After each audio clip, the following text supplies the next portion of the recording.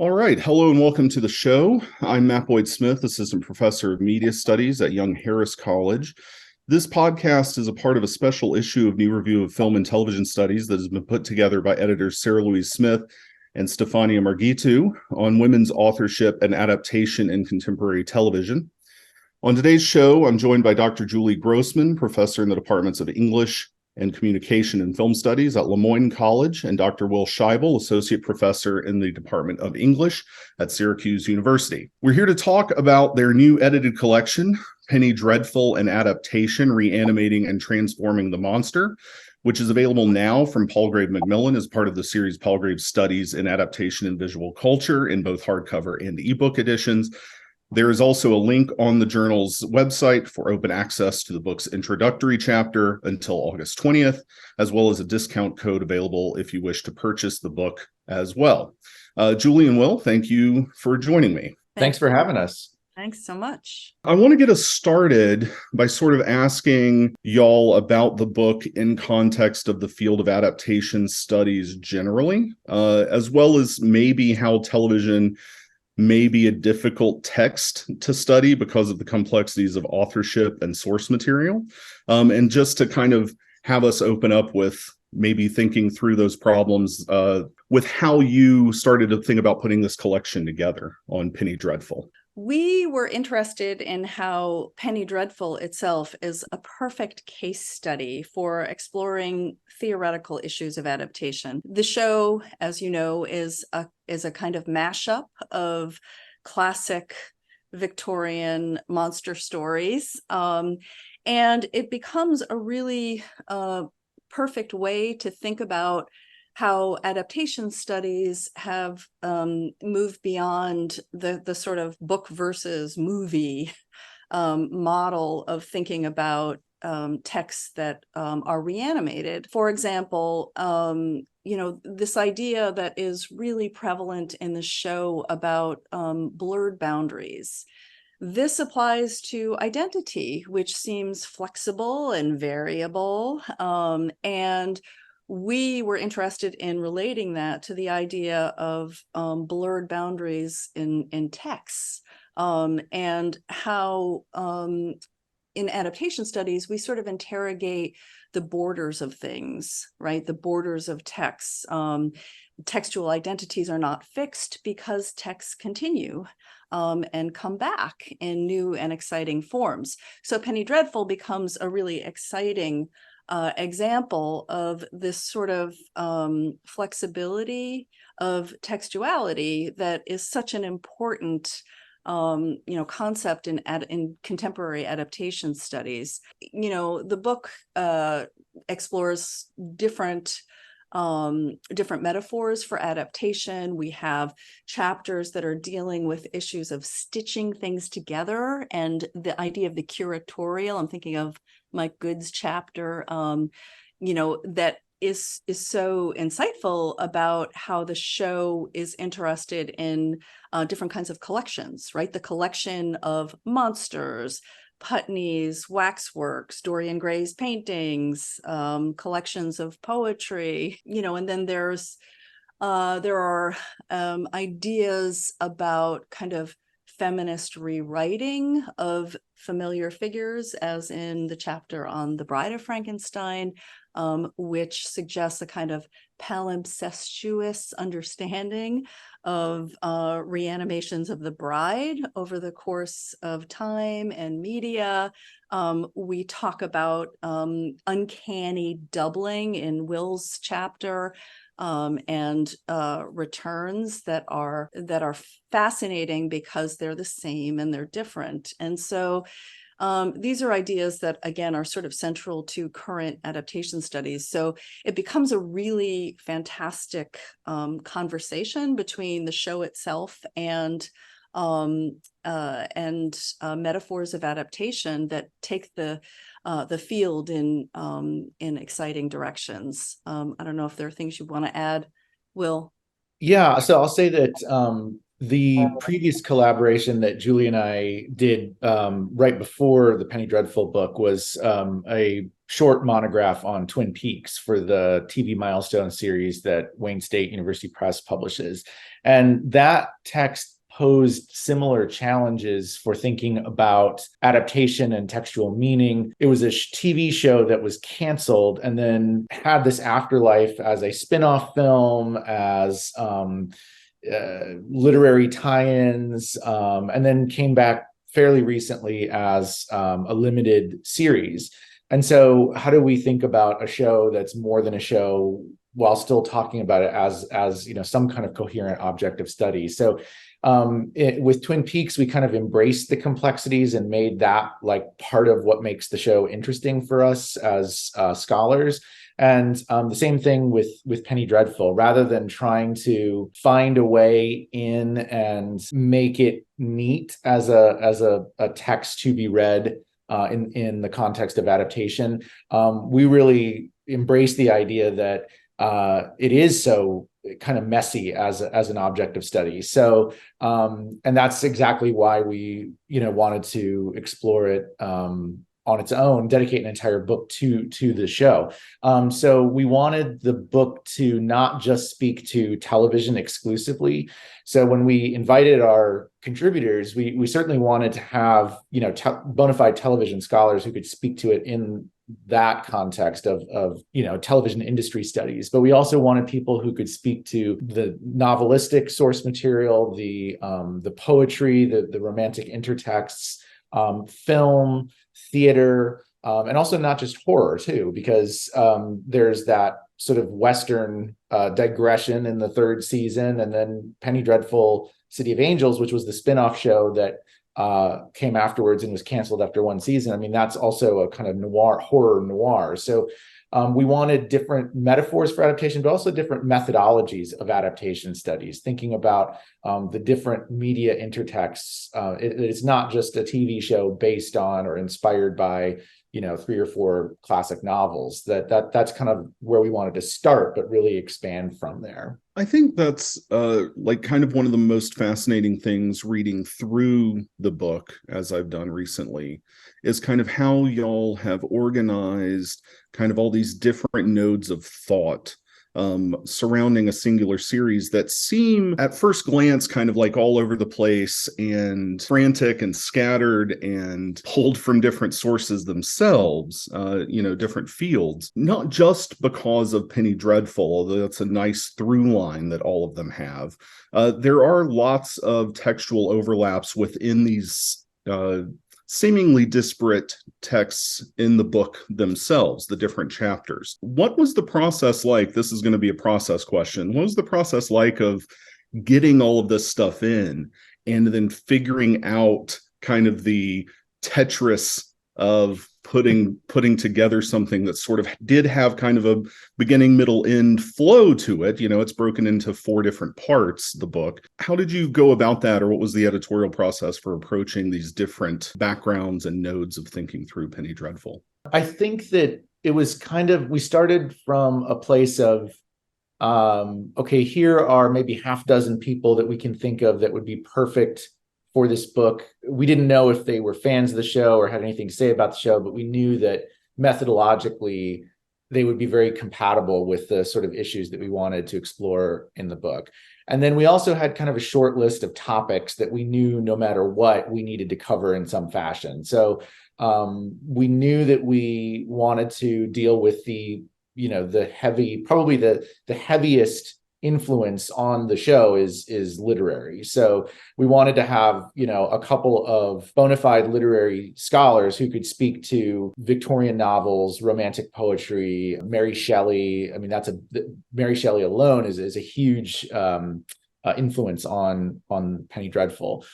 We knew we wanted to have at least one chapter on movies, on horror movies, monster movies, because it's very much in conversation with universal horror, Hammer horror, etc. We knew that we wanted to deal with theater because John Logan comes from a background in theater. The stage is literally part of the show. Part of the first season, I think, is set in the Grand Guignol. We wanted somebody who could specifically talk about the Grand Guignol. We wanted the dime novel, the Western dime novel, as kind of the American counterpart to the British Penny Dreadful. And we wanted somebody who could speak to the dime novel, in particular in the context of the Western. So between those two lists, we invited a few core people that I think Julie probably knew better than I did from her work in adaptation studies, and sort of wanted people to feel like they could, if they were interested, they could talk about within reason whatever they wanted. But then we also said, oh, and these are the kinds of things that we're really hoping we could get covered. So fortunately, most of the people that we invited said yes right away. So it wasn't as hard to curate the collection as collections can be. For listeners who have ever done edited collections, it's sometimes harder than writing the whole book yourself. So most people said yes, and then it was just about kind of filling in gaps. And so there were a couple people that we had to sort of pitch ideas to, and other people recommended people to us. And so it actually kind of came together in a surprisingly organic way, even though the show is so sprawling in its in the kind of work that it's doing. Yeah, and I would just add that's all great. I feel like what we were lucky enough to have in the volume is a roster of scholars who had a real passion for some aspect of the show or another, because of their different backgrounds and different areas of expertise. And I think that really allowed us to develop a pretty creative project that itself is kind of stitched together like a sort of baggy monster, but that does have a kind of coherence in terms of recurrent themes, such as the monster as a social metaphor, such as performance as a kind of not just a mode, but a value. This idea of the performance of identity, the performance of texts that relates to Logan's interest in theater, but that has a really kind of broad influence, I think, on the show and on all of the work in the book in many ways. So yeah, it was really very fun to work on. And because Will and I had done this book before together, we already had a kind of rhythm in terms of working together, and tend to see things similarly, but really enjoy ourselves kind of talking about the show and about the chapters, and about how to tweak here and tweak there, and what our roles as editors should be, will be. So it was really a wonderful experience. Well, I'm glad to hear that, because I know from secondhand experience, not my own, that putting together a collection can be its own endeavor. I want to talk about the show itself briefly. For listeners who maybe have not seen Penny Dreadful, it is an amalgamation of various Victorian era and also not Victorian era monster, whether literary monsters predominantly, some movie monsters, as Will pointed out earlier. It never had a massive audience. I think by the time season 3 petered out, it was averaging something like 500,000 viewers a week. But it's also an interesting thing to think through, like just the ways that those literary and movie monsters come together in just a prestige TV format, as a series. And as many of the essays in the collection point out, like, the show doesn't do the things you necessarily expect them to do with these monsters, and many of the characters are not necessarily good moral characters, and so they upset both kind of audience expectations as well as the other characters' expectations quite frequently. Why are you drawn to this show? Given, I mean, I think intellectually there's the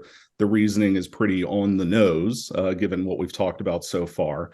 But like, I assume you were also just fans of the show like I was, and were watching week to week, or, at least catching up back when we still used DVR for it. So I have to give all credit to Will, because really this was his idea. He came to me and said, "Have you seen this show? This is right up your alley.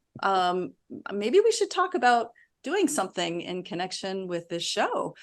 And I have to say that it is up both of our alleys, because we're both interested in the figure of the monster, and we both were very drawn to, interestingly, the main character who is not from Victorian horror, and that is the character of Vanessa Ives, played sublimely by Eva Green. And so I think both of us actually were quite moved by the performances, notably by Eva Green and also by Rory Kinnear, who plays the creature, also sometimes referred to as John Clare, and also later the orderly, and then has an important role in the spinoff City of Angels.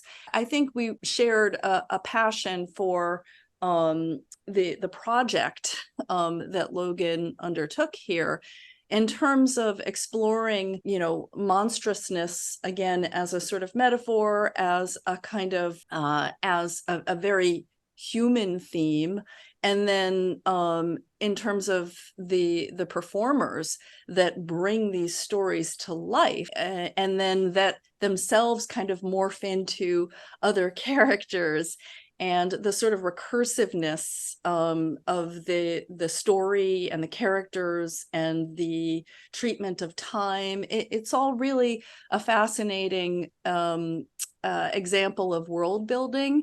And as we mentioned before, I think he and I, having just worked on this Twin Peaks project, we knew we were already interested in these themes of world building. And so this was actually kind of a perfect match for us. I don't know what you would want to add.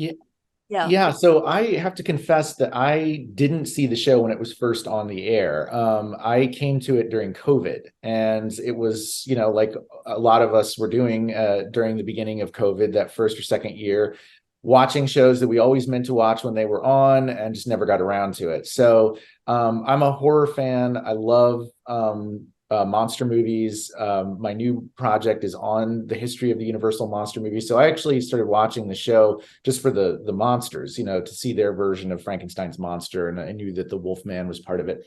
And by the second episode, I think, which is the seance episode where Eva Green is sort of possessed at that party, I was completely absorbed in her character and her performance. And so I was really invested in her, even though I came to the show for other reasons. And then eventually, as the sort of monster intertexts became more prominent, I really became fascinated with how it's telling this original story by way of these other earlier well-known sources. And then Julie is an adaptation scholar and knows more about literature than I do. And so partly I was just dying to talk to somebody about the show who knew more about adaptation and literature than I do. And so, we, as the Twin Peaks book came about, it was really just kind of social conversations about the show. And then it was, like yada, yada, yada, we should do a book on this. So it did come from a place of fandom, but we didn't want the book just to be this unproblematically celebratory work about the show. If people were fans, great, but we didn't necessarily, that wasn't a prerequisite. In fact, after the book was done, we were talking to some of the contributors at SCMS, and some of them were saying, I actually wasn't, a fan. I was just interested in this particular aspect of it. So I like that there's this, appropriate critical distance, while at the same time, a kind of enthusiasm either for the show itself or the kind of intellectual issues that it raises. Yeah, the show does, as many contributors point out, have its blind spots, right? Whether it's dealing with race, which is the biggest one. Although I think they point out in several chapters, especially in the last part of the book, several things that the show seems to be doing to minorly address that, or kind of they're subverting generic expectations in the case of say like the dime store novel and how Native Americans get treated. But also there are elisions of, as much as gender is very much on the mind of the show, sometimes that also gets shoved off to the wayside. And I think that the collection does a good job of maintaining that critical distance that kind of is necessary for scholarship. And that also, I think that the text invites, I mean, these were big debates that fans of the show also were having as it aired. So it's nice to see them addressed in a scholarly way that sort of lines up exactly with a lot of the criticisms that even hardcore fans of the show had. That in mind, I want to kind of ask a slightly more targeted question of Julie here, because your chapter is dealing, the one that you co-authored is dealing with the spinoff series, which was not well received by fans at all, actually.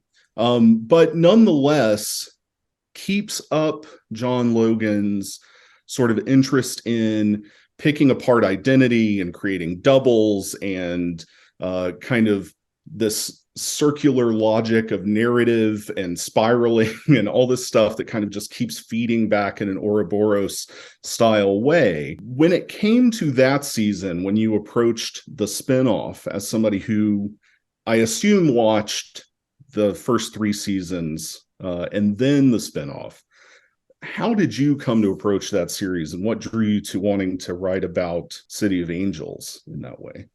So one of the things that I love about being an adaptation studies scholar is that it really encourages you to be open.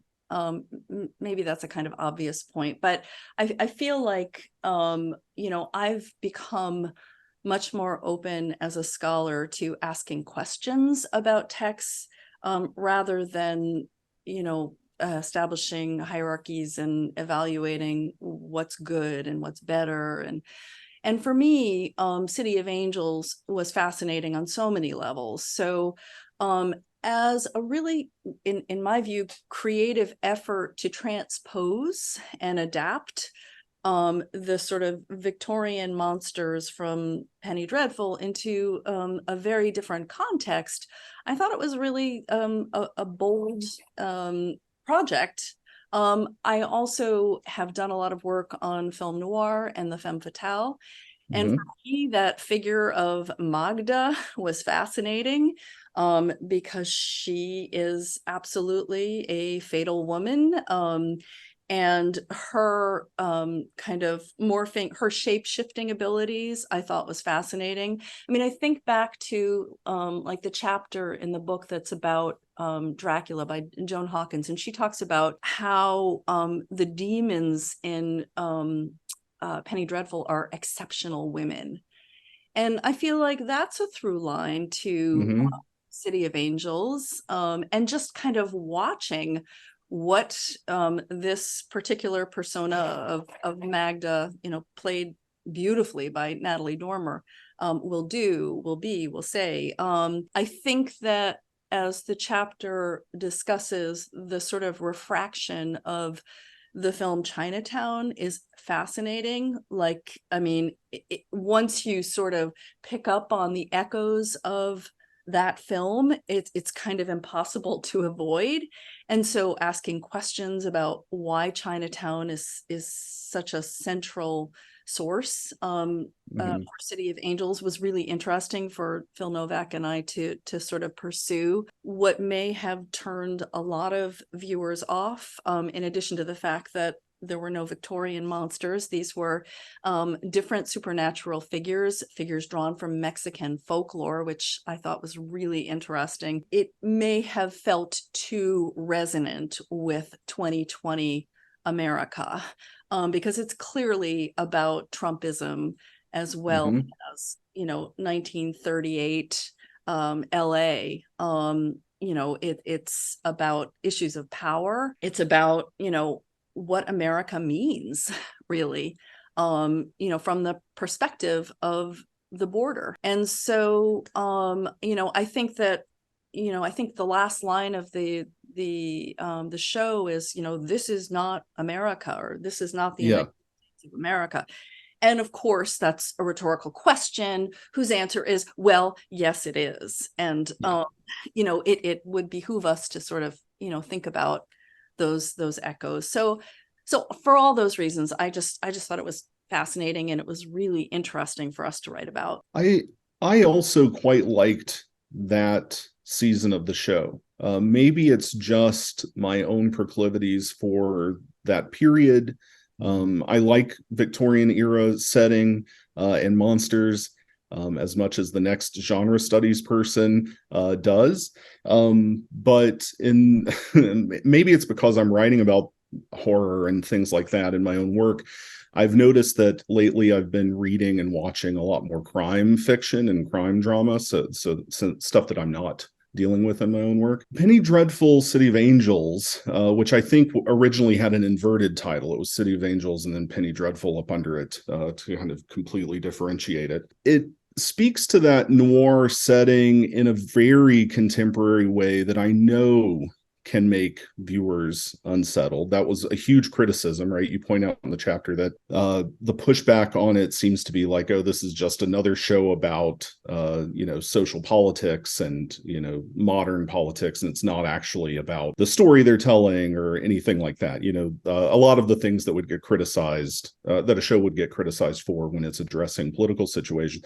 I also did, because I just recently watched it, when Tiago, the detective that says that line, "This is not America," there's a subtle, direct glance into the camera, is extremely noticeable in a way that nothing is as overtly political in the first 3 seasons of the Victorian era Penny Dreadfuls. I want to talk about how you brought it up, the Mexican mythology, how Logan is sort of retooling what monstrosity is in City of Angels a little bit. And you brought up Chinatown, and I really loved your discussion of that, y'all's discussion, you and your co-author, Phil Novak, of that as a source text.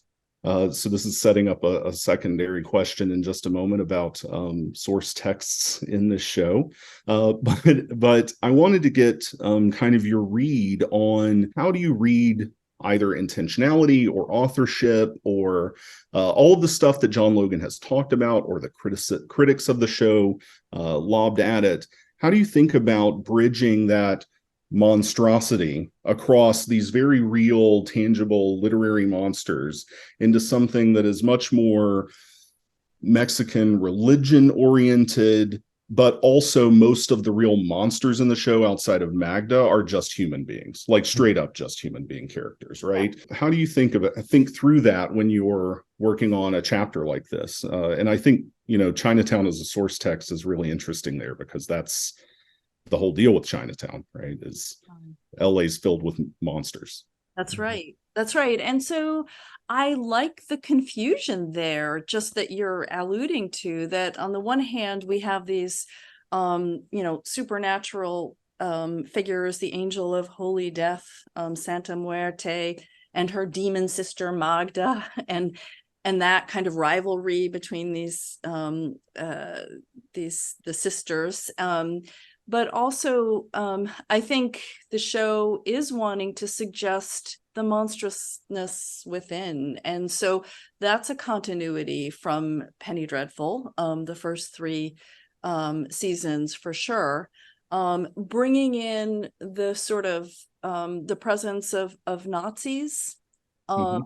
I think may also have alienated some viewers. However, there's a kind of historical source to that with the German American Bund in the late 1930s, and I think that having one of the lead characters, Peter Kraft, who is the head of the German American Bund and a German pediatrician, played by Rory Kinnear, who played the creature in the first 3 seasons, it is a way to kind of provoke viewers to be thinking about monstrousness as an idea, that it isn't just, as you were suggesting, it isn't just Dracula, and it isn't just the Nazis, but it's humans who are seduced into transgressive or dangerous or even evil behavior because of their humanity, because that's kind of often what happens when humans are put under pressure and come into conflict. So for me, I think there like many threads from the first 3 seasons through into City of Angels. And of course, there's that great appearance by Patti LuPone in the bar. And Will, I know, has seen and loves the show. So I'm curious about what you would add. Yeah, now that we're talking about, kind of how we came to Penny Dreadful, I now remember I actually saw City of Angels before I saw the Victorian based series. That's how far behind I was on my television before COVID hit. The only genre that I am more interested in than horror is film noir. And so, and I in particular love period noir set in Los Angeles. So somebody actually had told me about this show before I ever even heard about it and said, "Oh, it sounds completely up your alley. It hasn't even come out yet." So I made a point to see it. And so not having the Victorian Penny Dreadful as a point of comparison, I wasn't like, oh, I wish they had done more of X or whatever. I just sort of took it as almost a separate thing.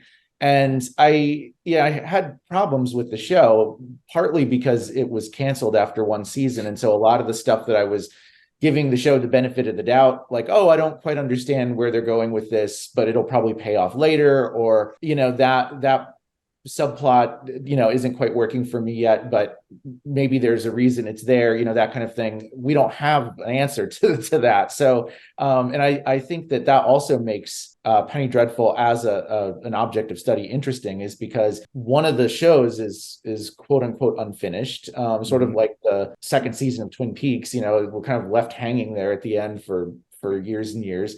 And then even the third season of the Victorian based Penny Dreadful, it was not technically, it wasn't canceled, but I remain an agnostic on that point. Logan says that he always meant to end it there. I do believe that he, without spoiling it for listeners who haven't seen it, I do believe that he meant to end it there in terms of like the very last scenes of the last episode. But there are so many threads that just kind of get rushed through in that last season that I have a hard time believing that there weren't, at least, a couple more seasons that he, had in mind to work out some of that stuff. I mean, there were new characters being introduced like in the penultimate episode. So, so we're dealing with this kind of unfinished sort of, in the mind of some fans, kind of monstrous text. And so I wasn't as critical or maybe as judgmental about City of Angels since I came to it first and thought there would be more of it, and then found out later, oh, there won't be. And then I, moved to the first series, which I ultimately admire more. I find that a more effective show emotionally, narratively, but I like texts that are in continuity that speak to each other in ways other than simply narrative continuity. So I think the new newish Watchmen series is like this, where it's set in the same story world and it's in continuity in the sense that the events in the show happen after the events in the comic, but most of it is new characters and new storylines that just kind of echo the events in the comic. I think Twin Peaks: The Return is like that. And I think that frustrates a lot of people who are left hanging with a particular series and then hear, oh, it's coming back in some form. And, the first thought is, oh, this is going to answer the questions that I have about the original text. And most of these examples that I just gave adamantly refuse that. I mean, David Lynch is really kind of asking you to interrogate your own nostalgic desire to go back to that early 90s Twin Peaks with Twin Peaks: The Return. So it's not about answering questions, it's about deepening the mystery. And I think Penny Dreadful is doing something similar in the sense that, well, people were kind of left still hungry with that third season. And John Logan's like, well, we're not going back and filling in whatever gaps you perceive to remain in the show. We're going to say something new. But at the same time, that new story still kind of echoes thematically and tonally the first series. So I think the show to me was never about Frankenstein's monster or the Wolfman or, Dracula. It was about the relationship between monstrosity and humanity. And he's exploring that idea through these different genres. So in that sense, I was satisfied with the two as a pair, even though, they both have certain flaws or limitations, and City of Angels is really kind of only the introduction to something that might have been. And so I appreciate that for what it is and what it could have been. Can I Julie? can I just add something about adaptation, the theories of adaptation here, that I feel like the first chapter of our collection is written by Tom Leach, who's a leading scholar in adaptation studies. And he does this wonderful thing with Madame Calais, who is, a medium figure. And he uses Madame Calais and the idea of the supernatural medium as a metaphor for adaptations as themselves media. And the reason why he does that is because he's trying to work against this idea of adaptations as passive receptacles of sources. And I feel like what Will was just getting at was, how often adaptations are themselves active agents, are themselves like creative reimaginings of previous texts, the way the HBO Watchmen was, and the way, in many ways, City of Angels is, though I agree that the show is flawed, but I think that that City of Angels further helps us to see how adaptations can be themselves kind of creative redefinitions of texts we think we know, and sort of add new questions to conversations and dialogues about textuality. So I appreciate that, that the way you were talking, Will, about City of Angels as kind of doing new things that might not be altogether satisfying, but that are kind of provocative. Yeah, I admired the boldness of it. And John Logan has a history of this kind of work with, if we think about his contributions to the Daniel Craig James Bond series, I think that's another case of, revisiting an iconic, in this case, one character. And it's both an origin story and a kind of sequel to the James Bond films that we think we know. He's kind of recycling some of the stuff, but also asking us to kind of rethink the character. And I found there to be similarities with what he was doing with Penny Dreadful. I think he worked on Skyfall and Spectre.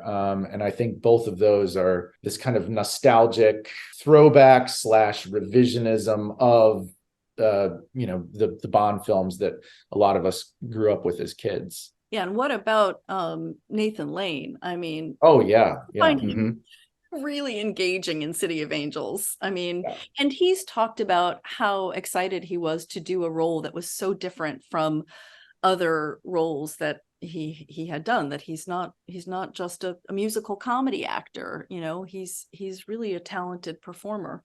So that was kind of fun to track in the spinoff series. Yeah, he's really great. And I was astounded actually rereading some of the responses to City of Angels, where critics were even saying that the show was wasting him, like not giving him much to do, and fans complaining about he doesn't seem to have anything to do with whatever else is going on. Like it just seemed so far afield of whatever I was watching Nathan Lane do in that series. He's really terrific. Will, I want to shift slightly and talk to you a little bit about your chapter in the book, and about universal monsters and their influence on the text. Penny Dreadful, at least when it came out, your collection sort of retools this out of necessity a little bit, but when it came out, was very much talked about as literary source material, right? So heavy focus on Frankenstein, heavy focus on Dracula and those texts, but you make a case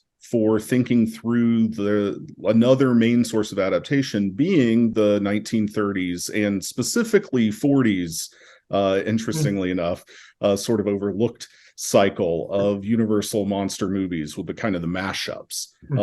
So could you walk us through how you were thinking about the show in those terms? Yeah, so I'm trained as a film scholar, so I usually go to film cinematic intertext first, just because that's the stuff I'm most familiar with. I'd read and I love Mary Shelley's Frankenstein. I read it in school. I've read it a couple of times, but the literary intertexts were not as fresh in my mind as the cinematic intertexts. I mean, it had been a while since I'd seen the Universal mashup films of the 40s, but I remember very vividly as a kid thinking it was pretty novel that as early as the 1940s we were seeing these kind of expanded universes and crossover storylines that we associate now with the franchise films of the 21st century. It wasn't nearly as ambitious or as elaborate as something like, the Marvel Cinematic Universe, but we are seeing in those earlier films Frankenstein meets the Wolfman, and House of Frankenstein, which pulls together Dracula, Frankenstein's monster, and the Wolfman. And I always thought that even though those films are, kind of silly as sequels to the Wolfman and Frankenstein, etc., there was something interesting about them. And so with Penny Dreadful, that was actually the first thing I thought of is, oh my God, this is like a kind of primetime cable prestige version of these critically derided B movies from the 40s. And I remember it was this kind of it's like the Leonardo DiCaprio meme from Once Upon a Time in Hollywood, where he's like pointing at the television. That's how I felt when I was watching Penny Dreadful. I was like, that's like the one-armed police inspector in Son of Frankenstein. And oh my God, like they're totally doing a Frankenstein meets the Wolfman thing. And then when they brought in the bride and so forth, I thought that was really cool. So I was curious if that was something that John Logan, was. I mean, I knew somebody had to have been conscious of this involved in the show.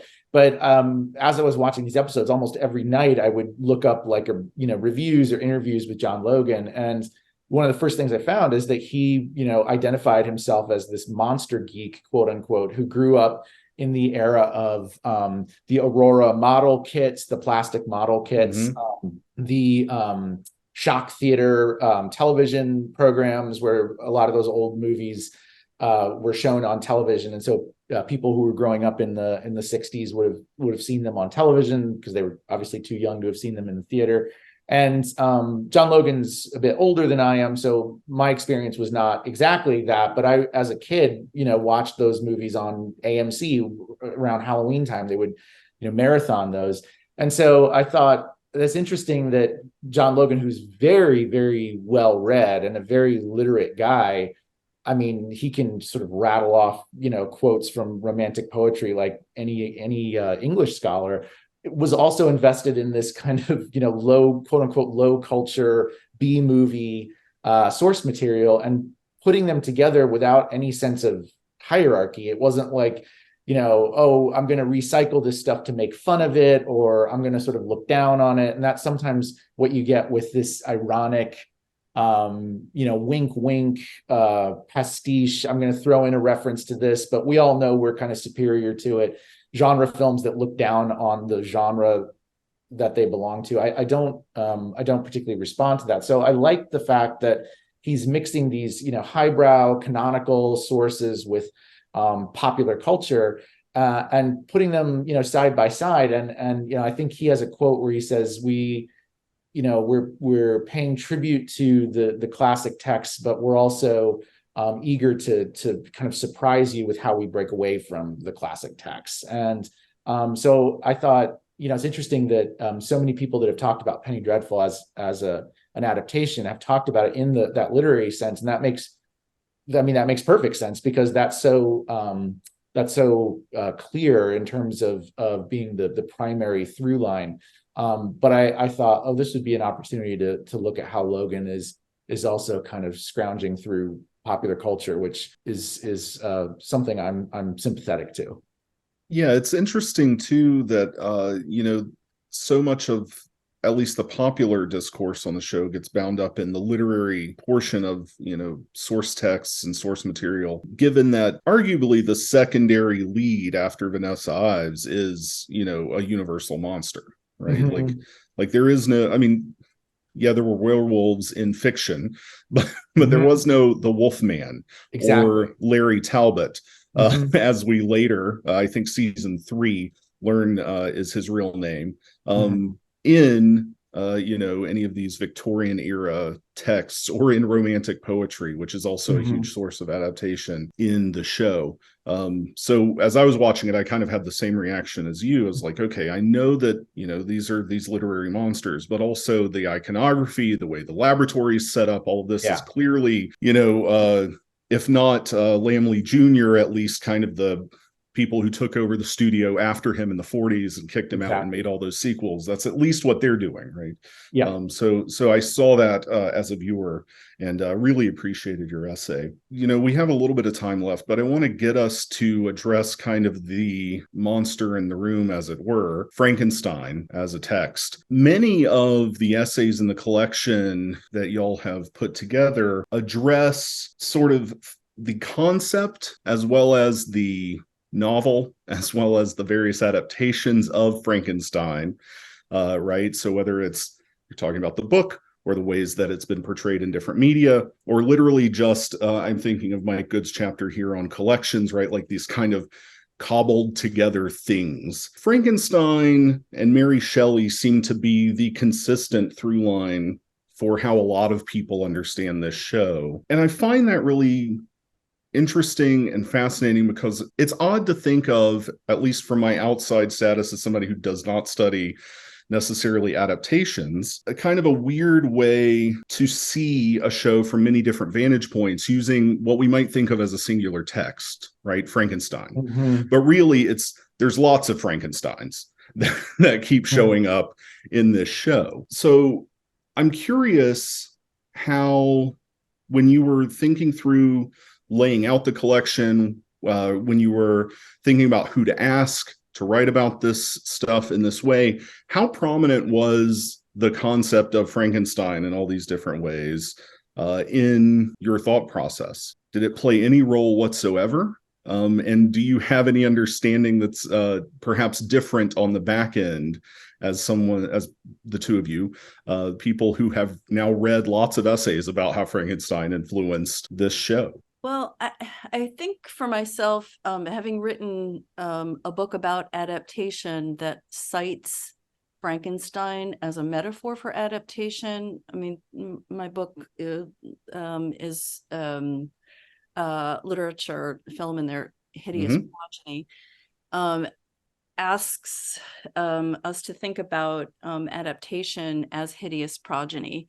And that was Mary Shelley's phrase, because she saw the novel Frankenstein as hideous progeny, which is a fascinating kind of provocation from the author, who had a lot of ambivalence about creation, given her mother, Mary Wollstonecraft's death soon after Mary Shelley, was born, given the difficulty of sort of feeling like she had to compete with Percy Shelley, her husband, famous romantic poet, and what it was like to be a creator as a woman during this time in the early 19th century.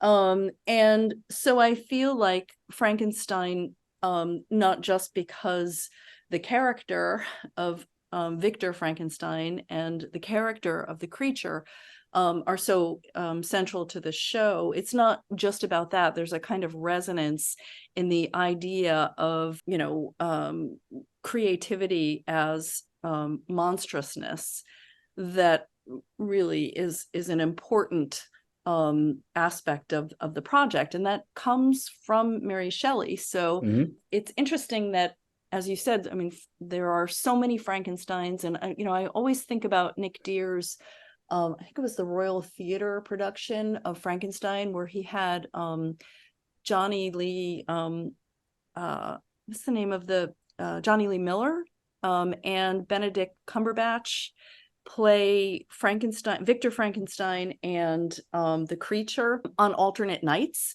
So one night, I mean, it's fascinating, right? As about, unloosing identity from characters, from fixed characters, right? And how the best thing about this production is hearing Johnny Lee Miller say, you know what, when I went back to playing Victor Frankenstein after playing the creature, I had the creature with me, when I was playing Victor Frankenstein. And so, this idea that comes out of Mary Shelley's novel, that the monster is only ostensibly the creature. The monster is Victor Frankenstein, who does terrible things to, his creature, whom he creates and then runs out of the lab, and abandons. And that idea of kind of questioning who is the monster, who is not the monster, who is the creator, who is the creature, and the kind of blending of these roles that, again, it comes from Mary Shelley's Frankenstein, but it pertains, so in such kind of knock-on ways. It has such knock-on effects for all of the characters and for all of the stories in the show that I guess that's what I would say about Frankenstein and Penny Dreadful and even City of Angels. And I know that for John Logan, Frankenstein was preeminent, the novel Frankenstein. He's talked about Dracula and Jekyll and Hyde and so forth. Those are among the threads that I would have loved to have seen him develop further had there been more seasons. The Jekyll and Hyde storyline, I feel, reaches a sort of abrupt end in season 3. Dracula as a character explicitly doesn't really get introduced until season 3, although as early as the first season, there are references to the novel. But it seems like, even if one hadn't read any interviews with John Logan, it seems like Frankenstein is the core literary text for him as early as the first couple of episodes.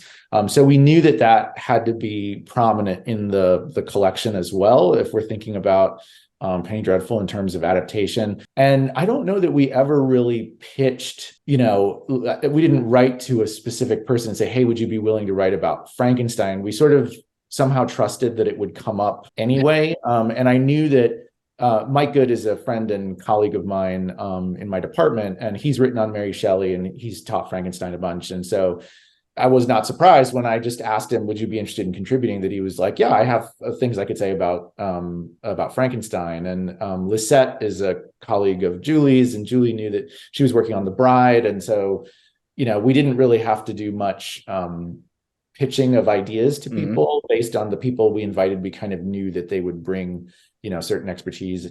Joan Hawkins is a former professor of mine. And so I knew that if we invited her, she'd probably want to say something about Dracula. So it kind of helped to invite people whose work we were really familiar with. And that helped, fill in either gaps or emphasize or reinforce certain ideas, like the centrality of Frankenstein in Logan's series. Well, I'm glad that you brought up Mary Shelley, Julie, and your book, which is quite good. I have read it. It's one of the few pieces of adaptation studies I'm more familiar with outside of film and television. Because, the issue that we are doing this discussion for is ostensibly about female authorship on television. And yet Penny Dreadful is not executive produced by or created by a woman, except for arguably Mary Shelley as kind of the main source text here. But there are kind of attendant issues that Logan and some of the other creators on the show, some of the directors, especially in City of Angels, when he hires a bunch of Hispanic American, Latin American directors to do the series with him, where these issues of gender and sex are brought to the fore in the way that he's thinking about them. And part of that, I think, has to do with his own identity as a gay man, and his own thinking through different parts of identity in and of itself in the show. But I'm curious, do you have thoughts about the authorship question for Logan and Shelley? And, TV kind of notoriously has difficulty pinning down authorship? Is it the showrunner? Is it the writer? Is it the director? I mean, I think TV scholars, we generally have settled on probably it's the showrunner, but so we're just going to constantly problematize all of that. What about the performer? I mean, we talked about Eva Green before. Yeah. And I will also say that the character of Lily Frankenstein is a force. And I love the way Lisette talks in her chapter about female rage exposing injustice. And so I do think that while that there are issues with the trajectory of the sort of feminist narrative in the show, I think it's very much about female power. And I think I mentioned before, like Joan's chapter, talks about the real monsters being the women. And so I guess I would say those two things. That one, I think the women performers in the show throughout are really powerful. I don't know, Will, if you have thoughts about that. As soon as I started watching the show, by the second or third episode, to me, she was the heart of the show. And the episode where I really kind of fell in love with the show was Closer Than Sisters, which I think is like episode 3 or 4 from the first season. It's about her relationship with Mina from Dracula. And that episode, which I actually still think is the strongest episode in the series, or at least I would rank it in a kind of 3-way tie with the Joan Clayton episode, and then the episode that's, I think, entirely set in the Banning Clinic, and it's pretty much just a 2-actor show with Eva Green and Rory Kinnear. I guess we would maybe call those fishbowl episodes, to use the television terminology. Closer Than Sisters was directed by a woman, and I think she's directed a couple of episodes. And I had to look up the name because I know I'm going to mispronounce it, but I think it's Koki Giedroyc. People can IMDb that or write us to correct my pronunciation. So apologies if I got that name wrong in terms of my pronunciation. But I thought that was a very powerful episode in terms of just kind of laying bare, I think, what the project of the show even was. And on a just material level, in terms of the production of the show, I know that Logan always saw it as a collaboration between him and Eva Green. He created the character with Eva Green in mind. They worked very closely on the performance, on the character. I think even some of the scenes at least one scene was kind of improvised. It was one of Eva Green's last scenes in the series. So whether we're talking about a television show, which is difficult to think about in terms of authorship, but I would probably say the same thing if we were talking about a film.